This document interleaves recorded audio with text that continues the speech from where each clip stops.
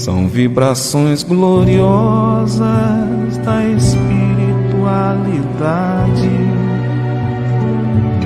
que se elevam pelo espaço ilimitado,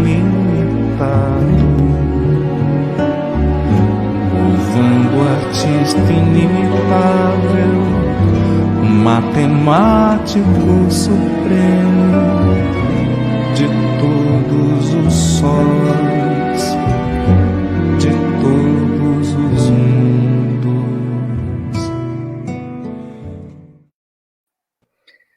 Boa noite, pessoal. Estamos aqui mais um sábado, né? Que colocamos o nome Sábado de Luz, justamente porque vamos estar sempre em contato com a luz do Evangelho de Jesus, com a luz da doutrina dos Espíritos, não é? Então, uma boa tarde a todos, né? Um bom finalzinho para uma boa noite, que nós tenhamos aí uma noite bastante prazerosa, e hoje nós temos aqui dois que eu vou considerar amigos já, né? O Edgar, né? O Edgar Miguel, é a primeira vez que ele se encontra aqui conosco, não é? Muito obrigado, Miguel, por você ter aceito o nosso convite, por estar aqui nesses momentos aqui juntos, né? E temos o Wellington Balbo, não é? Ele já esteve aqui conosco algumas vezes, inclusive presencialmente, né? Em nossa casa. Seja bem-vindo novamente, Wellington, muito obrigado também por ter aceito aí o convite, né? De estarmos aqui. E hoje eles vão falar um tema, como eu já vim anunciando todos esses dias, eles, né, vão falar sobre um tema muito legal, que é o tempo de esperança. E aí, tudo bem com vocês? Tudo bem, olha, é uma alegria estar aqui, né? Espero que a segunda vez seja aí presencialmente com vocês. Gostaria de conhecê-los de perto, a todos, né? Então, eu me sinto muito honrado pelo convite, Liz, da casa. O convite desse tipo sempre permite que a gente trabalhe, que a gente cumpra alguma coisa ao nosso redor. Então, agradeço muito, né, pelo convite, mando um abraço forte a todos, e para mim é uma alegria muito grande estar aqui com o Wellington. E aí, Wellington? Liz, obrigado pelo convite, é um prazer estar aqui novamente contigo. Já nos conhecemos pessoalmente, estive aí na casa. Aliás, Araraquara é uma cidade muito querida e uma dupla satisfação por estar com o Edgar. O Edgar é um amigo de longa data e a gente está junto aí já faz bons anos, trabalhamos na USE durante muito tempo e é um querido amigo. Aliás, nem só amigo, eu sou fã. O Edgar tem esse livro aqui, não sei se vocês conhecem, Permita que eu fale ao seu coração. Um livro fantástico, Liz. O pessoal precisa conhecer. O Edgar, ele escreve de uma maneira simples e profunda. É uma característica dos grandes escritores, escrever de forma simples e profunda. Então, fica aí a dica para quem está chegando, né? O nosso boa noite aos amigos da internet, a dica para conhecer a obra do Edgar, que tenho certeza que vai agregar muito. E vai ser bom falar de esperança hoje. Vai sim. Então, mais uma vez, sejam realmente bem-vindos, né? Aqui a esse encontro, que embora é virtual, mas como eu sempre digo, para o coração não existe distância, né? Então, sejam muito bem-vindos. E, meus queridos, nós vamos estar aqui dando início, então, não é? Primeiro, a gente faz a leitura aqui de uma página do livro Vinha de Luz, que é de Emmanuel, psicografia de Chico Xavier, e que todos vocês sabem que Emmanuel, ele pegava trechos, né? Ou das cartas de Paulo, ou mesmo da fala de Jesus, ou de alguma passagem do Novo Testamento, e aí depois ele vem discorrendo sobre essa frase, né, essa colocação. E hoje caiu aqui para nós a lição 107, e intitulada por ele, Joio. E ele pegou uma frase de Jesus que nós vamos encontrar lá em Mateus, no capítulo 13, versículo 30. Deixai crescer ambos juntos, até a ceifa, e por ocasião da ceifa, direi aos ceifeiros: colhei primeiro o joio, e atai-o em molhos, para o queimar. Jesus.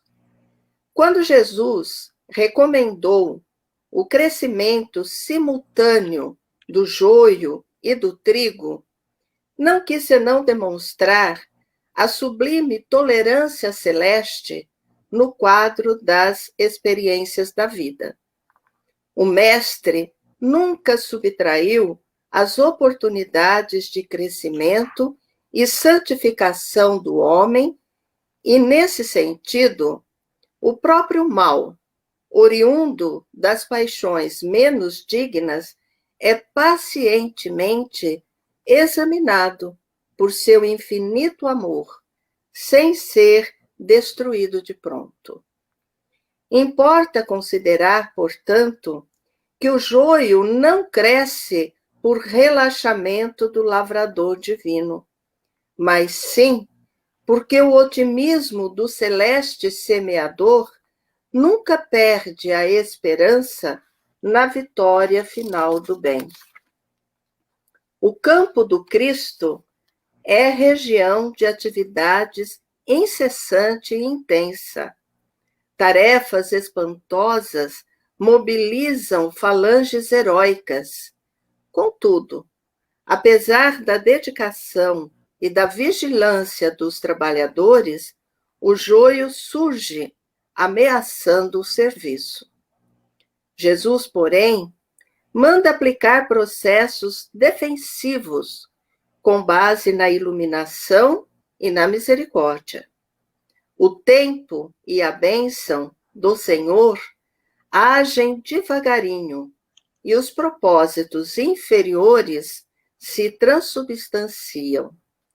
O homem comum ainda não dispõe de visão adequada para identificar a obra renovadora. Muitas plantas espinhosas ou estéreis são modificadas em sua natureza essencial pelos filtros amorosos do administrador da seara, que usa afeições novas, situações diferentes, estímulos inesperados ou responsabilidades ternas que falem ao coração. Entretanto, se chega a época da ceifa, depois do tempo da expectativa e observação, faz-se então necessária a iluminação do joio em molhos. A colheita não é igual para todas as sementes da terra. Cada espécie tem o seu dia, a sua estação. Eis porque, aparecendo o tempo justo de cada homem e de cada coletividade, exige-se a extinção do joio, quando os processos transformadores de Jesus foram recebidos em vão. Nesse instante, vemos a individualidade ou o povo a se agitarem através das aflições e hecatombes diversas, em gritos de alarme e socorro, como se estivessem nas sombras de naufrágio inexorável. No entanto, verifica-se apenas a destruição de nossas aquisições ruinosas ou inúteis. E, em vista do joio ser atado aos molhos, uma dor nunca vem sozinha. Excelente lição de Emmanuel, né? muito linda, como sempre, né? Com uma profundidade assim muito grande. E agora, então, que nós já estamos, né, aqui reunidos em coração, em sentimento, né, vamos mentalizar a figura de Jesus e vamos começar a agradecer a Deus, nosso Pai, por tudo que nos oferece, inclusive os desafios pelos quais nós temos que passar. Vamos agradecer a Jesus pela boa nova, pelo seu evangelho. Agradecer aos benfeitores amigos pelas mensagens de otimismo, de bom ânimo, de paz, de tudo que precisamos para vencermos. Agradecer ao nosso guia protetor por estar conosco, incentivando-nos sempre na busca de melhores caminhos.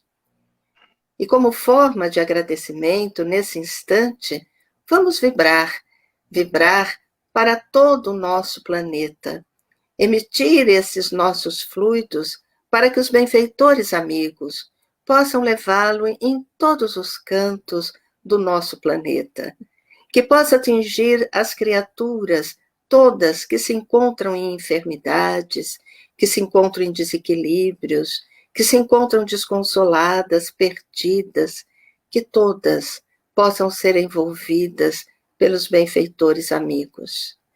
Vamos pedir para todos aqueles que são os profissionais de saúde que hoje estão à frente de vários problemas, que eles possam também ser envolvidos para que tenham fortalecimento, para que tenham amparo, para que possam ser intuídos pelos médicos do espaço a encontrar a melhor solução para cada caso.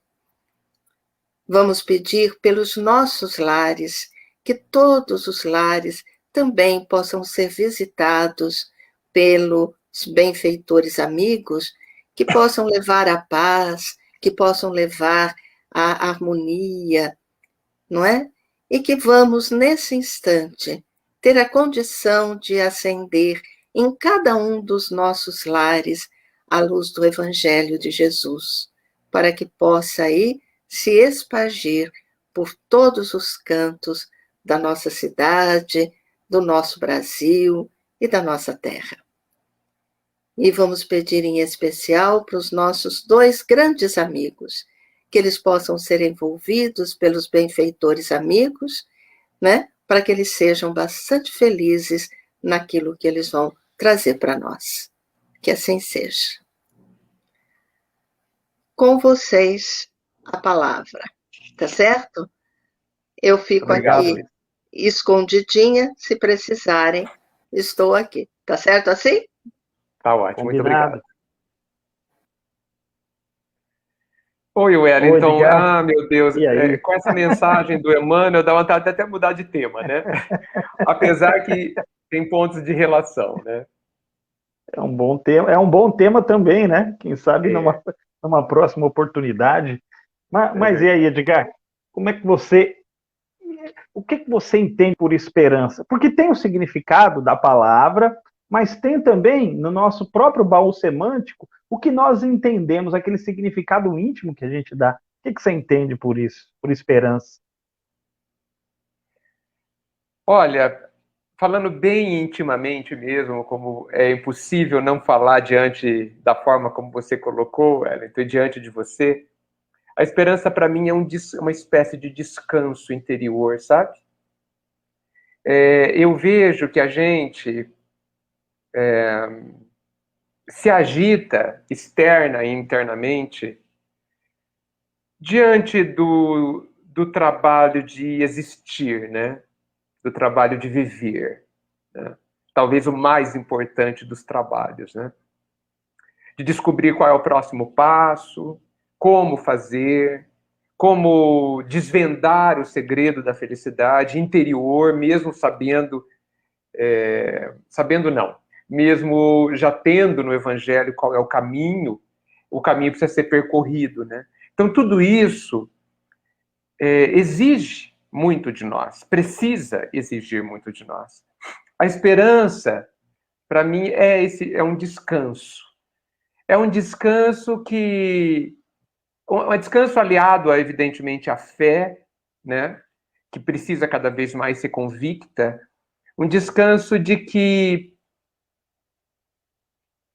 o Pai é justo e certo para comigo e para com todos.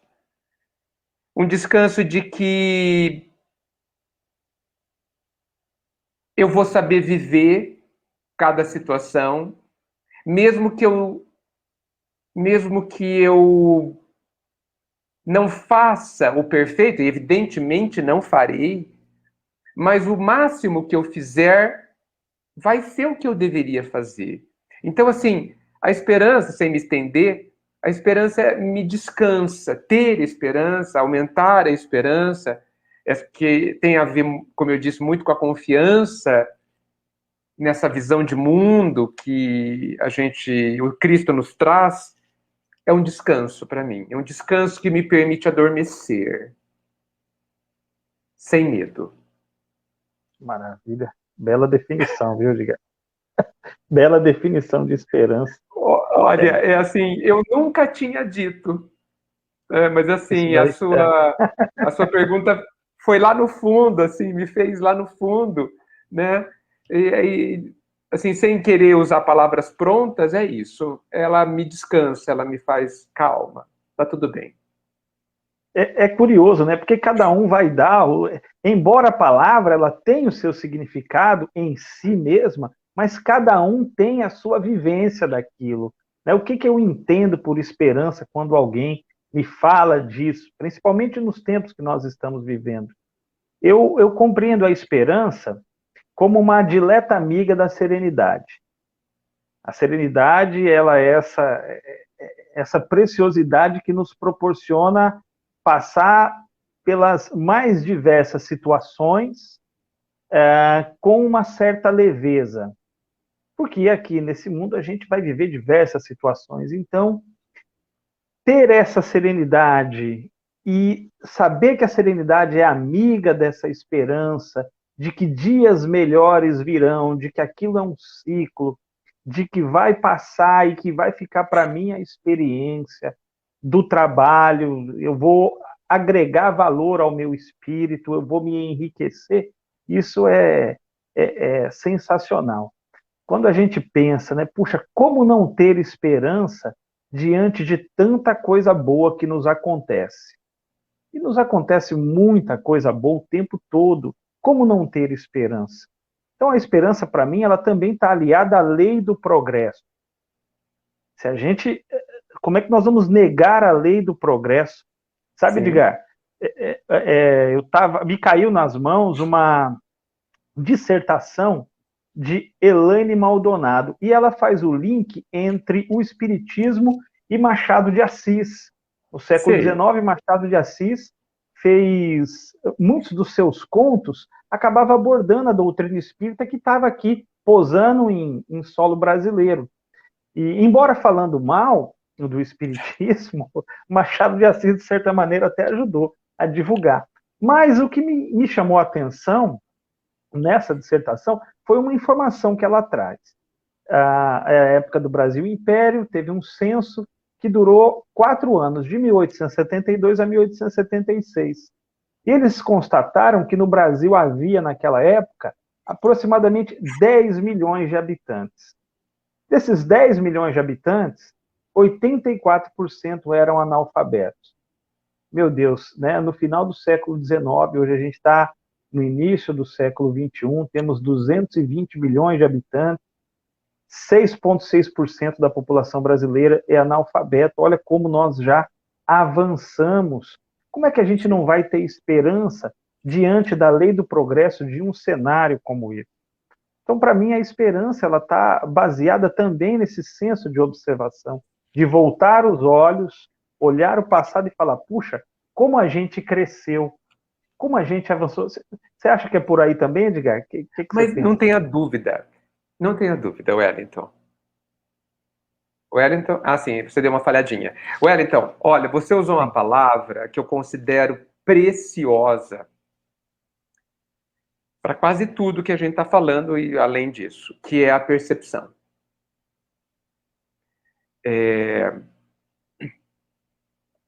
Eu acho que é a percepção que a regulagem da percepção, porque você regula o que você quer perceber, né? Isso está muito ligado à lei de sintonia, né? Está muito ligado a quem procura acha, bata e vai se abrir, né? Então, é verdade. Está totalmente ligado a isso. O que eu procuro, você vai encontrar. Então, o que você quer perceber? Quando você define no coração o que você quer perceber, você como se regulasse os seus sentidos, e aí eu não estou falando de sentidos físicos, né? Para que você tenha possibilidade de perceber aquilo. Então, quando você dá um dado como esse, você está ampliando a nossa percepção extremamente limitada do hoje, né? Porque nós, no nosso jeito de viver, né? A gente vive pouquíssimos anos, 100 anos, 80, 90, nada. E eu nem estou falando só em termos de eternidade, eu estou falando até em termos de história. Você colocou que quem vive 100 anos deveria conseguir perceber que nós passamos de 84% para 6% de analfabetismo. Mas, muitas vezes, a gente vive como um avestruz, né, de cabeça mergulhado na nossa vida pequena e não vê a vida grande que está acontecendo ao nosso redor. Então, eu gosto muito da sugestão que diz o seguinte: deixe o pessimismo para dias melhores. Entendeu? Porque para os dias mais difíceis, nós precisamos realmente da esperança. E é essa percepção que a gente precisa regular. Precisa regular. Eu vou prestar atenção na dificuldade, no desafio, ou em tudo que está em volta dele? É a minha escolha, né, Wellington? É a minha escolha. Né? Você está colocando para a gente uma perspectiva histórica, mas mesmo se eu olhar só hoje, eu ainda posso escolher entre uma infinidade de boas coisas e uma infinidade de coisas que podem ser consideradas ruins.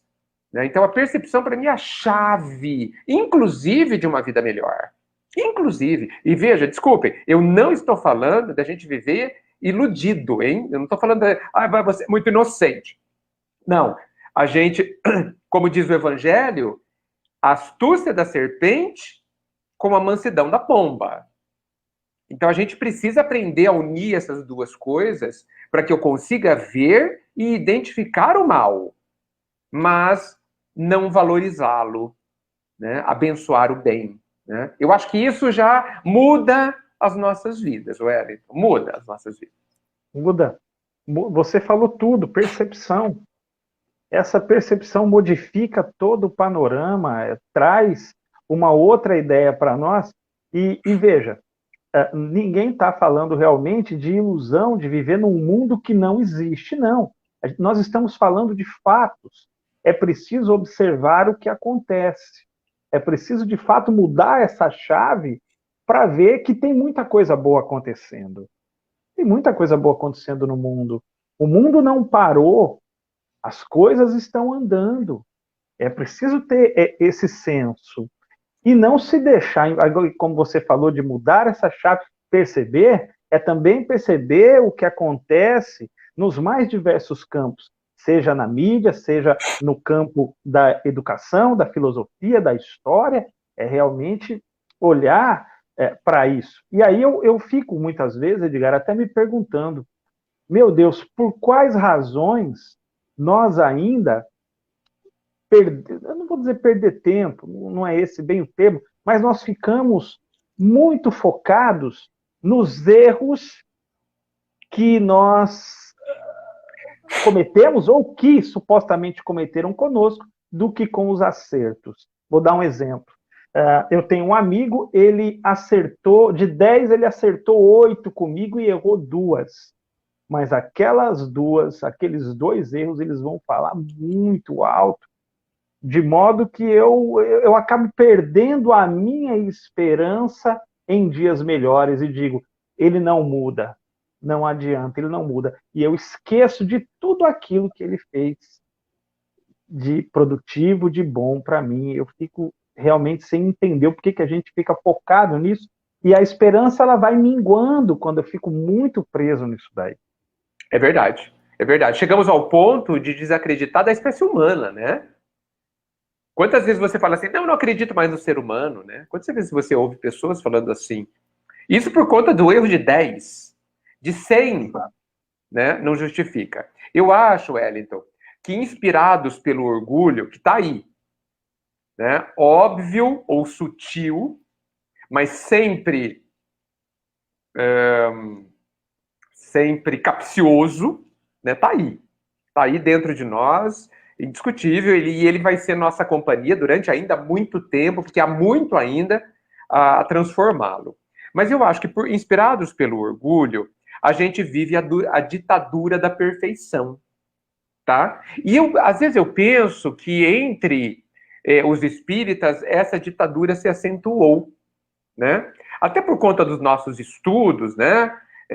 Estudamos a perfeição divina, estudamos as escalas dos espíritos, que somos nós, adoramos nos imaginar perfeitos, sem ter a menor ideia do que seja isso, não é? Mas, e quando a gente fica imaginando, olha, quando eu for perfeito, quem está nos inspirando é o orgulho, tá certo? Enquanto nós deveríamos aspirar a ser bons, nós queremos ser perfeitos, né? Então veja que claramente é o orgulho aí por trás. Mas veja, eu acho que existe uma ditadura do acerto, da perfeição, que faz com que a nossa lente, né, de percepção, ela seja fazendo com que o erro ou o imperfeito, que está em tudo ao nosso redor, exatamente pela nossa condição,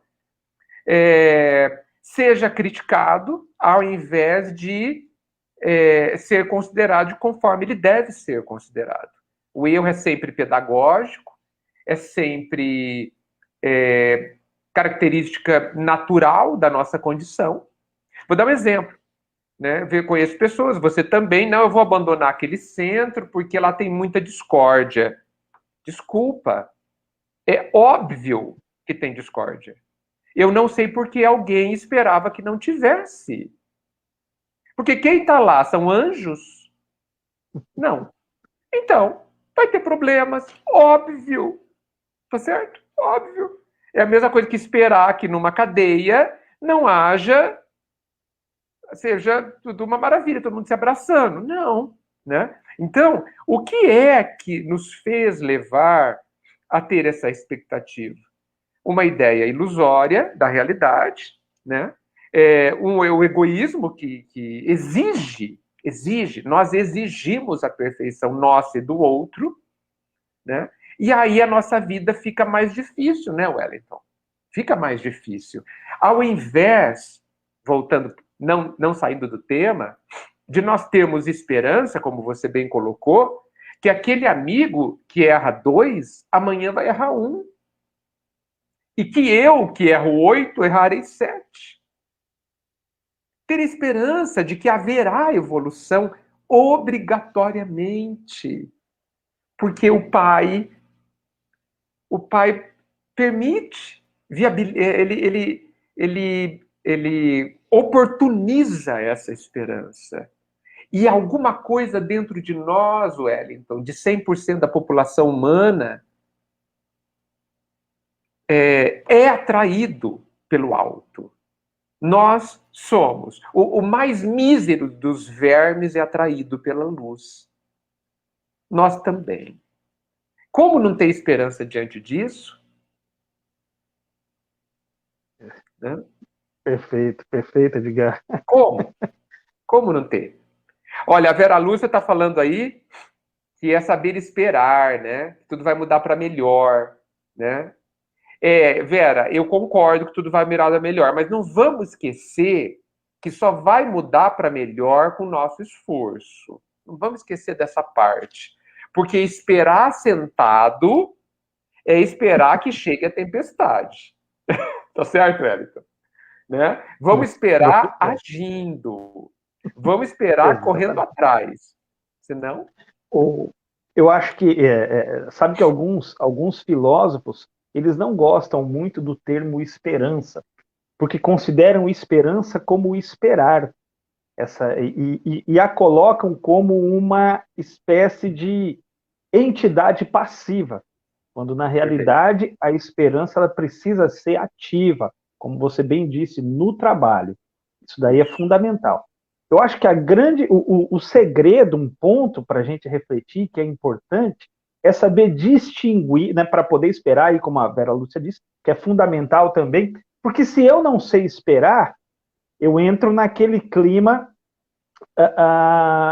de uma ansiedade patológica, eu quero tudo para ontem, e as coisas não acontecem para ontem. Um teste coletivo para a gente que está nesse mundo é o esperar. Você espera 9 meses para nascer. Você espera no sinaleiro para o sinal sair do vermelho e ficar verde. Você espera na fila do banco. Você espera, não tem jeito. Mas é distinguir o que é que nos compete fazer, eu acho isso muito importante, e o que é que compete aos bons espíritos, a Deus, o que sai do nosso campo de ação. Aí eu espero. Então, a pergunta que eu sempre me faço é a seguinte: eu fiz tudo o que podia? Se eu fiz tudo o que eu podia, a minha consciência repousa tranquila. Daqui para lá, já não, a pelota, a bola já não está mais comigo, porque não depende mais de mim. Então, nesse ponto, saber distinguir isso é fundamental. Esperança de esperar, porém eu esgotei as possibilidades, eu fiz tudo aquilo que eu poderia. Aí eu deixo, aí eu confio. Aí, como você usou de maneira muito feliz a expressão, eu descanso. Eu descanso e aguardo o momento. Ali eu vou descansar. Opa, fiz tudo que eu podia. E aí Mas, Wellington, você me fez lembrar uma coisa tão gostosa. Eu acho que a nossa ansiedade e a nossa... o destreino que a gente está tendo de esperar desse jeito que você super bem colocou, é porque a gente se distanciou um pouco da natureza, né? Você sabe que antigamente, e não é nem tanto, né, o agricultor ia lá, plantava seus pezinhos de milho, né, adubava, regava e sentava na varanda da casa para esperar. Por quê? Porque ele tinha feito tudo o que lhe cabia. E ele esperava em paz, Wellington. Porque dali para frente era com a vida. Porque não é a gente que faz nascer o pé de milho. É a vida, é o pai, são as leis naturais. Não é a gente que vai mudar o outro, que vai fazer o outro evoluir. Não, eu preciso ajudar aquela pessoa a evoluir. Ai, Deus. Né? Então, assim, porque a gente não quer esperar o tempo da pessoa, o tempo do pezinho de milho. Não quer. É como... se a gente for ver bem, Wellington, é uma revolta oculta. A gente fala assim, não, Deus. Não. O seu tempo é muito lento. Muito lento. A pessoa tem que ser feliz agora. Agora, é uma espécie de inconformação com o tempo que é do Pai, que tem sentido, que é equilibrado. Né? Nós queremos agora. E eu sinto saudade, assim, não que eu tenha sido agricultor, pelo menos nessa vida não, certamente, né? Mas assim, essa imagem me traz uma coisa mineira, sabe? Do mineiro que calma, sabe? O mineiro passa essa coisa para mim, não sei se todos os mineiros, claro. Essa coisa, calma, né? É logo ali, né? E esse ali tem 100 quilômetros, né? É um tirinho. É um tirinho. É ali, né? Pega o trem e vai, né? Então, a gente precisa nós que somos natureza, precisamos nos voltar à nossa essência. E é claro, evidentemente, que não é para ficar acomodado, como você bem disse, mas é assim, eu fiz tudo, eu fiz. Então acabou. Acabou. Eu não preciso nem mais me preocupar, você concorda? Nem me preocupar. Nem me preocupar. Eu nem preciso nem lá ver se está crescendo. Quando crescer, eu vou ver. Vai aparecer na minha frente. Não. A gente vai no pé de milho todo dia ver se já cresceu. Não vai crescer assim. Né? Então é muito... Veja, Eric, que nós estamos falando de causas atuais das aflições. Isso não tem nada a ver com karma, né? Não tem nada a ver com lei de ação e reação, não tem nada a ver com obsessão, não tem nada a ver com nada. Tem a ver com um distanciamento que a gente tem tido, se mantido, em relação às coisas naturais da vida. Alguém pode me ouvir dizendo isso, falar assim, mas Edgar é muito conformado. Gente, existe uma diferença entre ser conformado e dar murro em pão de faca, certo? Se não depende de mim, se depende do pai, eu devo ter mais descansado ainda, porque quando depende do pai, a coisa sai. E quando depende de mim, não sai. Ou sai atrasado. Exatamente, exatamente. Isso é um desafio, viu, Edgar? Saber esperar um baita de um desafio, é um teste para todo mundo, saber esperar. Agora me diga se não é isso que a gente está tendo que fazer também. O que? Agora. Nesse momento de pandemia? Nesse momento de pandemia, saber esperar. Saber esperar. Vai passar, a fase vai passar. Isso vai passar, vai passar. Vai passar. Né, estando nós encarnados ou porque para Deus não tem diferença. Pouco importa se eu estou encarnado ou se eu estou desencarnado. Isso é uma questão nossa. Para Deus não tem diferença. Mas essa fase vai passar. E quando nós menos esperarmos, ela vai deixar muita experiência. Sem dúvida. Muita experiência. Agora, o que essa fase pede que eu faça? O que ela quer me ensinar? O que ela está trazendo para mim, individualmente, e também numa reflexão coletiva? Esse ponto eu considero importante também para a gente não perder esse time. Porque não adianta refletir depois. Eu acho que o momento da reflexão, ele é agora, com as coisas acontecendo e eu colocando em prática. Será que realmente eu sou... testar a minha fé? Sabe quando os espíritos dizem sobre aquela receita da felicidade, que é a consciência tranquila e a fé no futuro? O que é essa fé no futuro, se não a esperança? Sem dúvida. E o que será de nós, Edgar, sem a esperança? O que é uma sociedade sem esperança? Respondendo bem num tema que lhe é caro, é uma sociedade que se suicida. De muitas formas, né? De muitas formas. Porque, você sabe, existem jeitos da gente se suicidar sem ferir o corpo, né? Mas é uma sociedade que morreu e agora está esperando enterrar só. Né?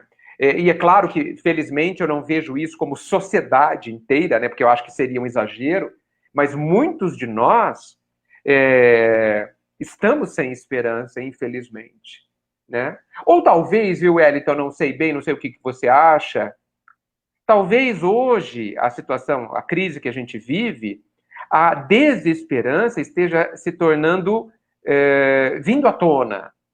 Porque talvez muitos de nós já vivíamos sem esperança, mas de uma forma um pouco mais discreta e disfarçada. Né? Porque quando você, de certa forma, teme o futuro, como você bem disse, você não tem esperança, certo?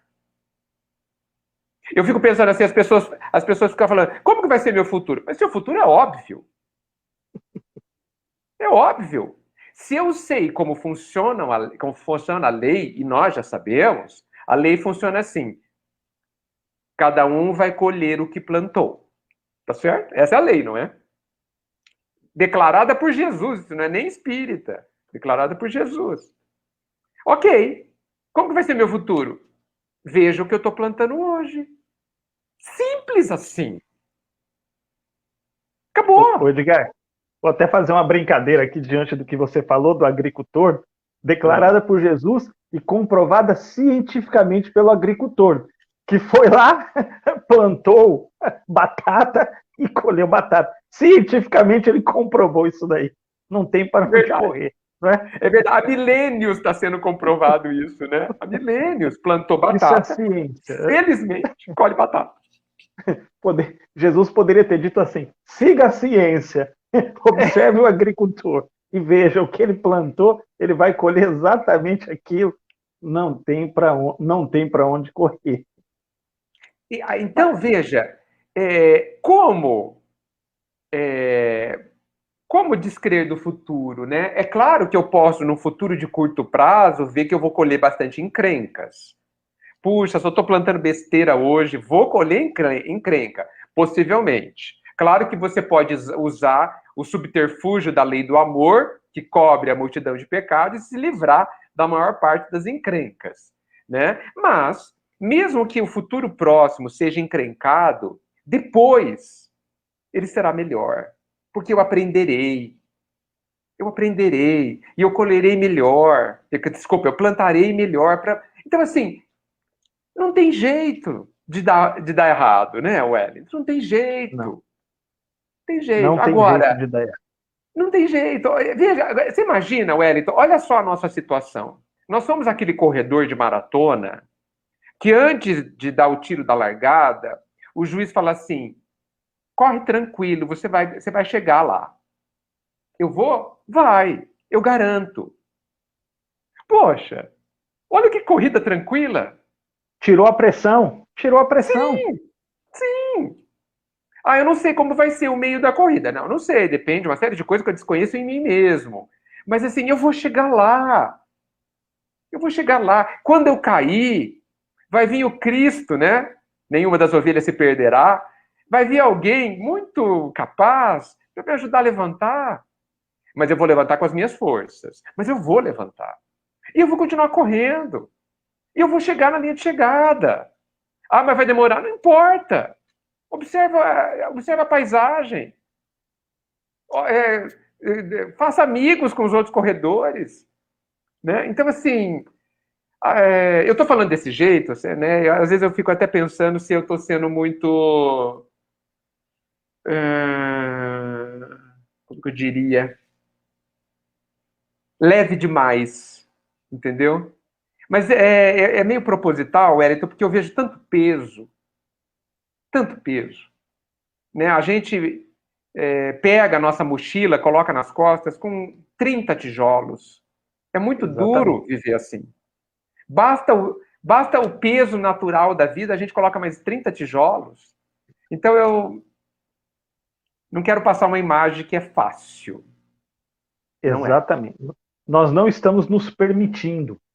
Como você disse anteriormente, o erro faz parte da caminhada. Eu não estou dizendo para todo mundo sair errando, eu só estou dizendo que ele vai existir. Ele vai existir. Faz parte. Faz parte. E pronto, cair, eu levanto de novo, o amanhã, com toda certeza, e não é conversa de autoajuda, isso está apoiado nos fatos. O amanhã vai ser melhor. O amanhã será melhor. Sim. Esse amanhã nós estamos desenhando todos os dias, claro, mas ele indubitavelmente será melhor. Agora, a gente precisa permitir, como você disse, do peso. Por que eu estou deixando acumular tanto peso, coisas que não são minhas, e eu estou colocando na minha mochila existencial? Não são minhas. Não. Antigamente, Edgar, eu ficava agoniado quando eu me atrasava para uma palestra. Não que hoje eu não fique, mas morando em Salvador, eu aprendi a duras penas a compreender que eu posso fazer. Então, eu calculo o horário, que é grande, o trânsito é complicado, eu calculo o horário que eu vou chegar num determinado lugar, na esperança de chegar, faço tudo que eu vou fazer, dou uma margem. Se o trânsito engarrafa, eu relaxo. A minha esposa fala assim para mim às vezes, mas a gente vai se atrasar. Eu falo, paciência. Não tem para onde correr. Nós saímos no horário com 40 minutos ainda de antecedência para dar uma margem. Paciência. Ô, Wellington, deixa eu fazer uma brincadeira. Uma vez o Adenauer, baiano de Salvador, que você conhece, veio aqui para Bauru e eu fui pegá-lo no hotel para levar, inclusive no SEAC, né, para fazer a palestra. E eu disse assim, vamos, Adenauer, para a gente não chegar atrasado. Ele falou assim, calma, só começa a hora que eu chego. Eu achei de uma leveza, né? Falei, nossa, né? Puxa, e é isso, né? Assim, calma, fica tudo certo. Exato, esse é o grande ponto. Como, na realidade, eu acho que esse tom da leveza é fundamental para a esperança. Eu não acho que você está sendo leve demais, não. Eu acho que está sendo na medida correta, está bem temperado. Que bom. Porque sem leveza, tudo fica muito difícil. As coisas se complicam cada vez mais. A minha percepção modifica-se também. Eu começo a não ver mais o sol e ver apenas o tempo nublado, que vai chover e que eu vou tomar aquela... E aí? Como é que faz? Você sabe, Wellington, que quando eu tinha uns 30, 35 anos, o erro era uma coisa extremamente difícil para mim. Extremamente difícil. O erro. Falhar era uma coisa muito complicada. Eu chegava ao extremo de achar que perfeccionista era uma virtude. E não é. E uma vez eu ouvi de uma grande pessoa uma frase curtíssima, daquelas que divide a sua vida. Divide. Ele disse assim, errar não é importante se você pretendia acertar.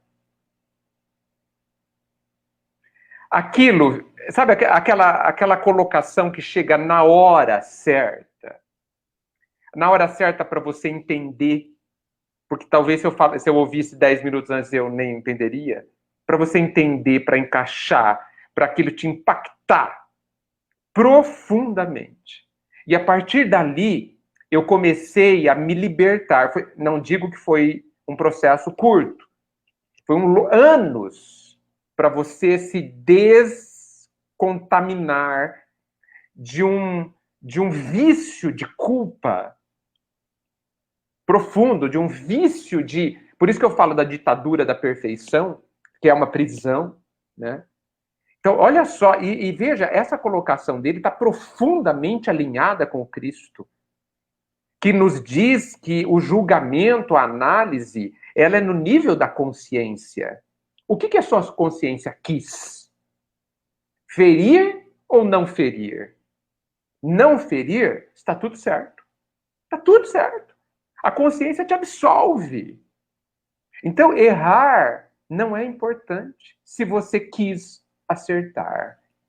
Eu não estou dizendo que a vida vai eliminar que eu repare o erro, apesar da minha intenção. Eu sei disso. Mas significa que eu tenho que resolver a bagunça que eu fiz do lado de fora de mim. Porque do lado de dentro de mim, a minha consciência me deixa em paz. Me absolve. Então, e eu sei, né, que da Idade Média para cá, foi colocado na nossa cabeça um cabresto necessário à época, que era o cabresto da culpa. Eu acho que a culpa que nos colocaram lá evitou que a gente fizesse mais burradas, né? Mas hoje a gente não precisa mais dela, porque hoje nós estamos num nível de maior consciência, de maior intelectualidade, onde a gente consegue fazer análises mais profundas e concluir que o erro é pedagógico. Mas a culpa ela é uma decisão que acaba com a esperança. Porque o culpado, e aí eu estou mudando o nível, né, da nossa análise, o culpado, ele não acredita que ele vai conseguir, que ele é digno de perdão, que ele é capaz de acertar. Ele não acredita. Por isso que ele acredita que ele merece o castigo. O culpado chega ao nível de acreditar que ele é ruim. Sendo que nós estamos apenas, sendo que o certo é dizer que nós estamos ruins. Porque não somos ruins, essencialmente, evidente. Então, a questão da culpa, ela traz muita desesperança também. E a culpa que eu tenho comigo mesmo, projetada para fora, faz com que eu também não acredite que alguém vai melhorar um dia. Acabando com a esperança nas relações afetivas, nas relações sociais, na família. Porque você não acredita que você é capaz, você tem esperança de melhorar, então, evidentemente, você também não tem esperança que o outro melhore. E aí a sua vida vai ser péssima, né? Então, é preciso pegar a esperança para combater também a culpa, para que a gente só tenha a responsabilidade e o arrependimento, mas jamais a culpa. A esperança também é necessária, no meu entendimento, nesse nível. Fundamental. Isso aí que você está dizendo é de uma profundidade, Edgar. É digno de reflexão todos os dias da nossa parte. Fazer, de fato, essa análise relacionada à culpa, porque a culpa, ela imobiliza, ela me encarcera, ela me deixa preso. O indivíduo que se sente culpado, para ele não tem o amanhã. Não tem. Ela vai se repetindo. A culpa, dia após dia, minuto após minuto, e ele fica preso. Ele não modifica, não. Ele fica imobilizado, e nós estamos aqui para avançar. Sim. Quando você iniciou sua fala dizendo que o grande trabalho nosso é da vida, o nosso principal trabalho da vida, a gente está aqui justamente para isso. É o nosso trabalho principal, viver. Eu não posso viver a vida do outro, eu só posso viver a minha vida. Ora, se Deus não nos culpa, porque para Deus não existe erro irreparável, não existe erro irreparável para Deus. Por que irei eu me culpar e ficar imobilizado, parado, restringir os meus passos? Matar a esperança, como você bem disse. A culpa, ela mata a esperança. E ela respinga no outro também, nas minhas relações. Nas minhas relações. Estraga tudo. Estraga tudo. E olha, eu vou te falar uma coisa, só para finalizar a minha fala sobre a culpa. A culpa é muito cômoda. A culpa... Por que você disse isso? Sabe por quê? Você falou, você deu o gancho. A culpa imobiliza. Né? O culpado, Wellington, ele não faz nada para melhorar. Quem faz para melhorar é o arrependido. O arrependido se arrependeu de ter feito. Certo? E ele fala assim, puxa, eu não quero fazer isso de novo. Então o arrependido, ele estuda o porquê que ele fez. E tenta fazer, e tenta entender como fazer diferente. O culpado não, ele senta e chora sobre o leite derramado, ele não faz mais nada. Mais nada. Tá? Olha, eu não sirvo mesmo para nada, tá? Eu não vou aprender, então eu vou ficar aqui, porque, e olha, se vier a dor, faz muito bem, porque eu mereço. Eu mereço. Eu mereço a dor, pode bater, entendeu? Que eu mereço, você tá certo, eu não sou... É a vítima, né? Então, a culpa, cheguei eu à conclusão, dentro desse processo, que a culpa, ela é também inspirada pelo orgulho, né? E muito cômoda, porque ela... ela faz com que eu só olhe para trás e não para frente. O arrependido, não. O arrependido olha para frente, ele vai trabalhar para melhorar. Ele sofre, ele chora. E como diz Kardec, senta e limpa o leite. Tem que limpar o leite. O culpado não limpa o leite que derramou, não, viu? Ele chora do lado. O leite até seca. Entendeu? Mas ele não limpa, não. Não limpa. O arrependido limpa e faz melhor. É curioso isso.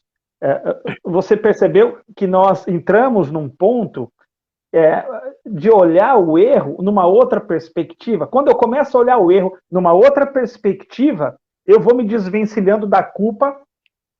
Então, se eu não tenho culpa, eu não estou imobilizado, eu não estou parado, eu não estou encarcerado.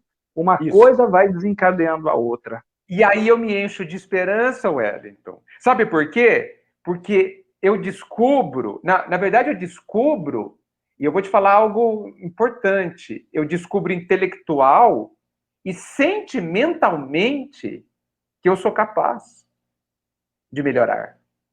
Porque um grande entrave da esperança e da evolução é eu acreditar que eu não tenho conserto.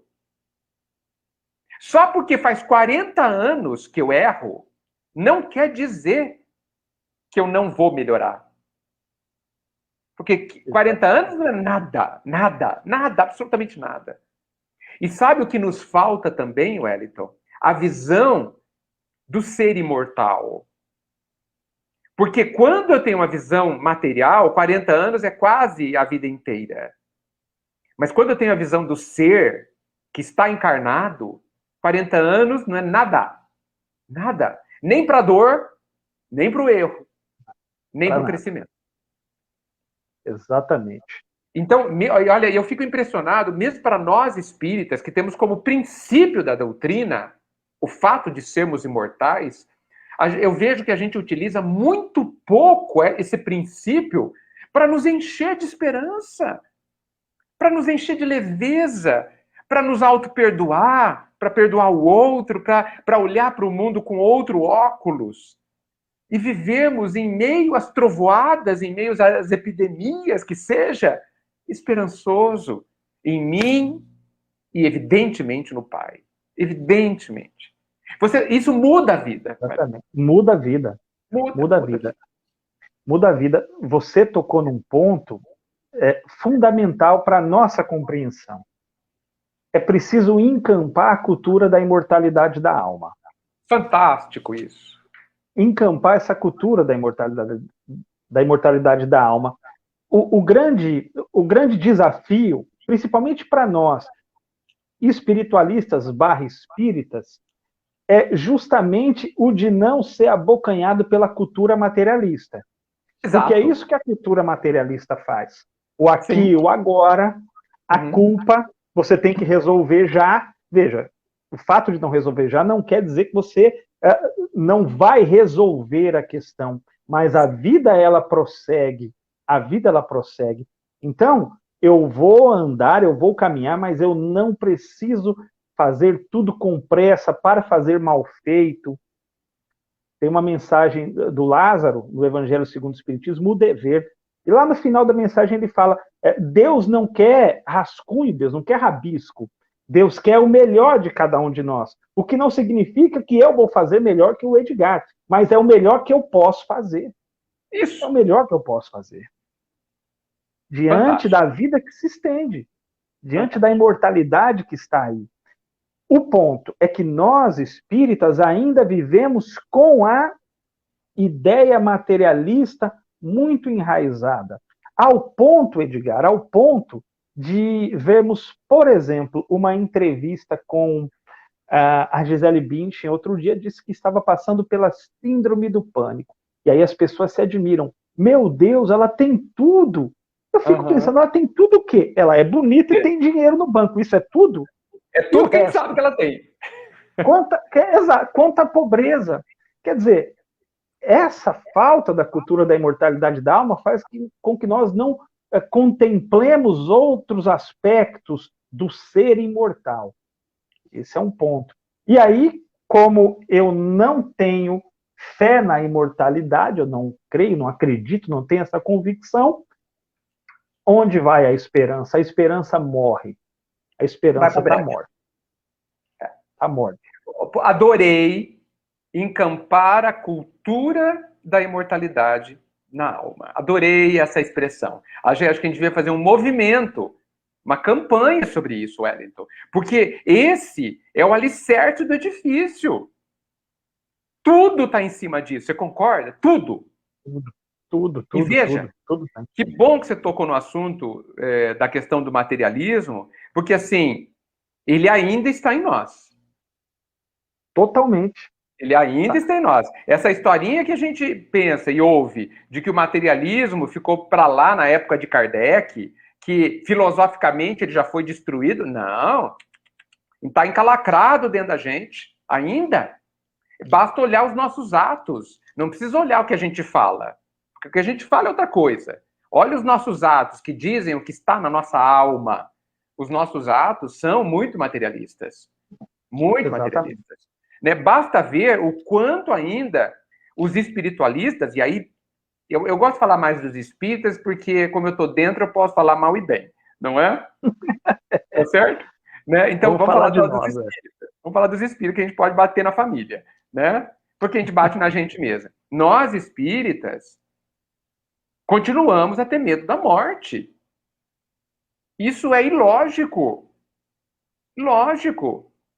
Nossa, a pessoa morreu, coitada. Coitada por quê? Se libertou, voltou para casa, saiu da prisão e do hospital e do hospício. E você fala, coitado? Não entendo. Não entendo, não tem lógica. Né? Então, agora, é maldade? Claro que não. Né? É um vício mental, né? É uma falta de percepção até do que pensa, né? Uma cristalização de crenças que vem lá de trás e que ainda não foram desgastadas ainda. Mas que a gente, para o bem da nossa felicidade, para o bem da nossa esperança, para a gente viver melhor hoje, a gente precisa dessa...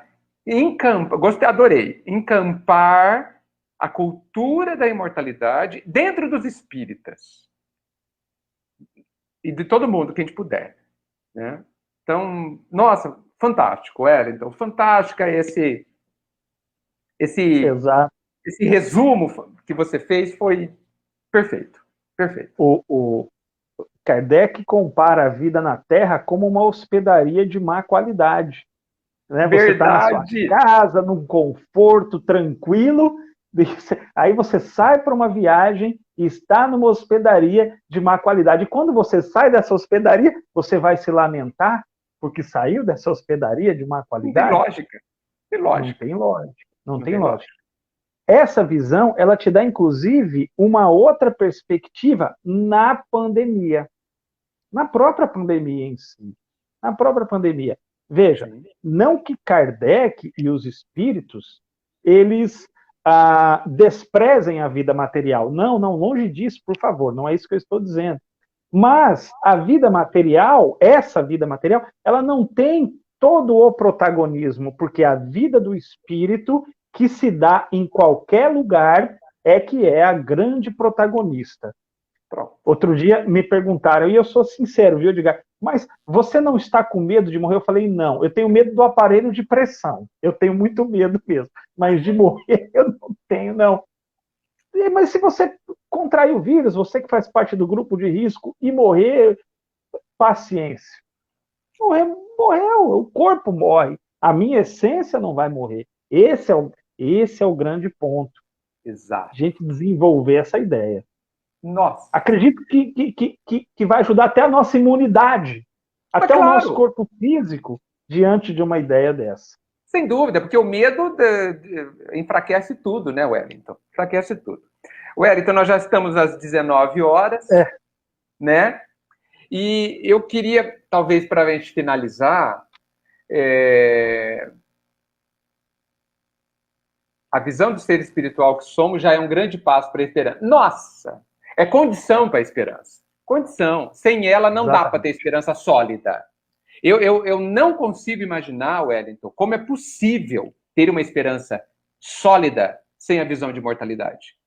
Não consigo imaginar. Não tem, eu também não entendo. Não entendo. Se alguém tiver... Para mim, sim, sem dúvida. Se alguém tiver, tem um segredo, um outro segredo. Ótimo. Que tenha, mantenha. Mas para a gente finalizar, você sabe que existe uma questão relacionada ao que a gente falou, que é a questão da felicidade absoluta, né? Muitas vezes, nas palestras e assim, no contato com muita gente, o pessoal fala, mas a felicidade absoluta não é deste mundo. E a pessoa para nessa frase que está correta, que está lá no Livro dos Espíritos, inclusive, e se enche de desesperança em relação à felicidade.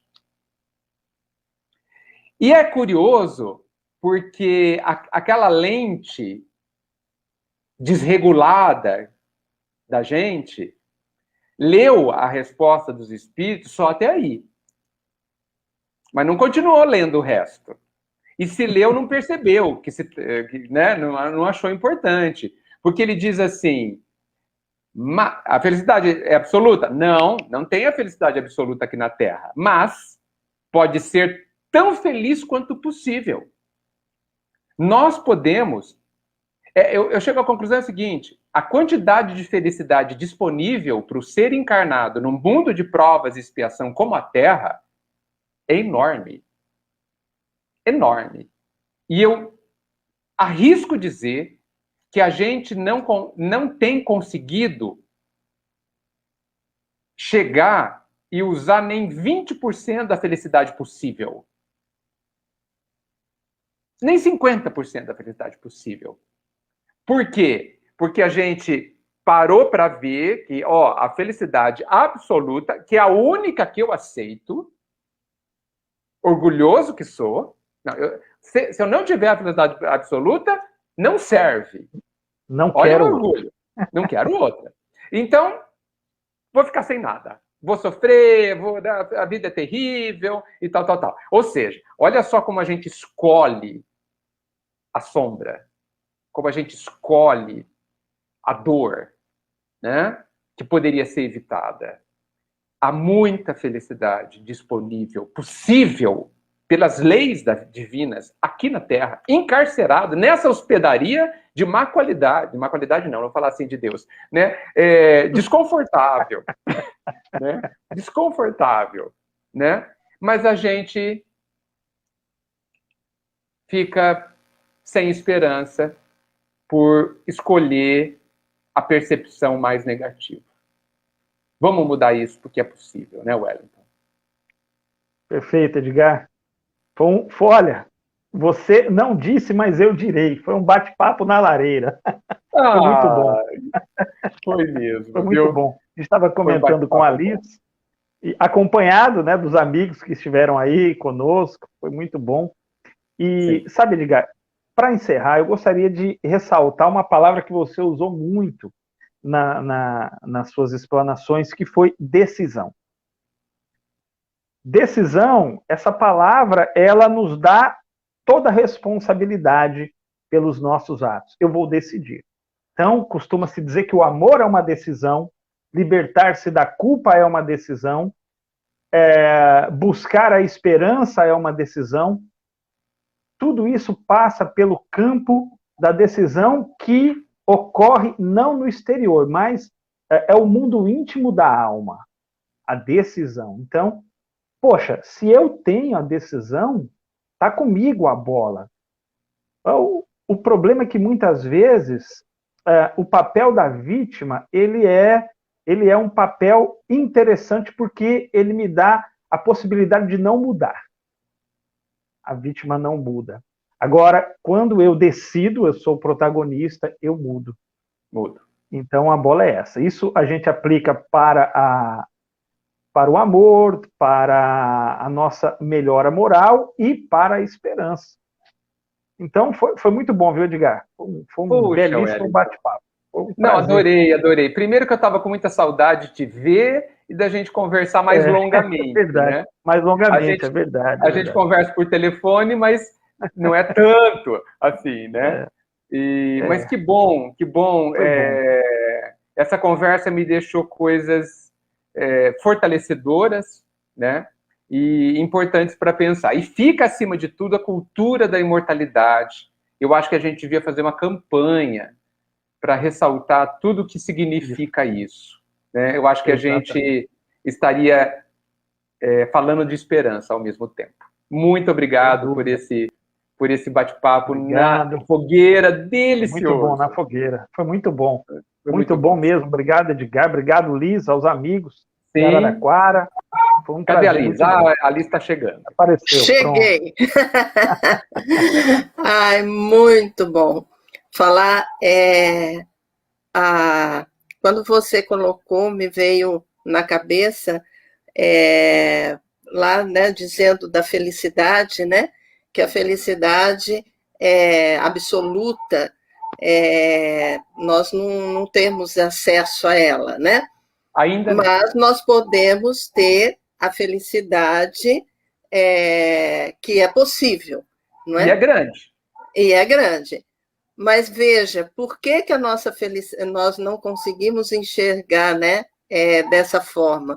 Porque a minha felicidade está atrelada nas minhas aquisições materiais, não é? Então, quando eu tenho tudo, né, que a vida material me dá, não que não seja possível, né, a gente ter, não é criticando a essa questão, mas se eu der importância por demais a estas questões, eu realmente não vou entender a felicidade da forma como deva ser entendida.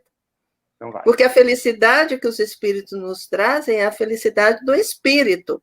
É aquilo que eu consigo. Então, quando eu consigo vencer um vício, vamos dizer, é um motivo de felicidade. E muito grande. Grande. Ah, mas eu já sou perfeita. Mas eu sou perfeita? Não, não sou perfeita. Eu ainda estou no plano de provas e expiações. Eu não sou perfeita. Então, essa questão e quando eu penso que a felicidade ela está ao meu alcance dentro dessa questão espiritual, não é? Vai brotar a esperança dentro de mim. Porque eu sei que naquele momento, eu estou passando por aquela situação. Mas eu sei que eu estou em provas e expiações, eu vou ter que enfrentar esses desafios, e esses desafios enfrentados e conseguidos vencer, nós vamos, então, alcançar a felicidade. Isso nos traz esperança. Sim. Para lutar. Para lutar, não é? É isso aí. Então, quando você falou sobre essa questão aí da felicidade, realmente, nós não conseguimos ler. A gente para na primeira frase, e aí a gente já se acomoda, né? Tá certo. Gente, foi muito bom ter estado com vocês. Eu tenho certeza que todos gostaram. Muitos aqui estão falando sobre estarem gratos, ter sido maravilhoso. Realmente, eu acho que falar de esperança é a tônica do momento, não é? É a tônica do momento. Então, vamos nos esperançar, não é assim? Vamos nos esperançar. Então, eu despeço aqui com todos vocês. Meu muito obrigado por vocês estarem aqui. Obrigado ao Edgar, obrigado ao Wellington de conseguirmos estar aqui levando um pouco, né, de esperança no coração de cada um, né? E obrigada a todos vocês aqui que estiveram conosco. Aproveito e convido, né, todos vocês a conhecer lá a página do Facebook, né, aqui do Centro Espírita Ismael. Nós temos sempre, todas as manhãs, né, nós temos as reflexões com Joana de Ângeles, que vem nos trazendo esperança. Então, vamos estar junto com ela, né, buscando essa esperança. Tá certo? Fica um pouco mais com Edgar e com Wellington, pode ser? Claro, com certeza. Pode? E para com vocês, o meu beijo no coração de cada um e até o próximo sábado, se Deus quiser. Tchau, tchau. Muita luz a todos. Muita luz. Tchau, tchau.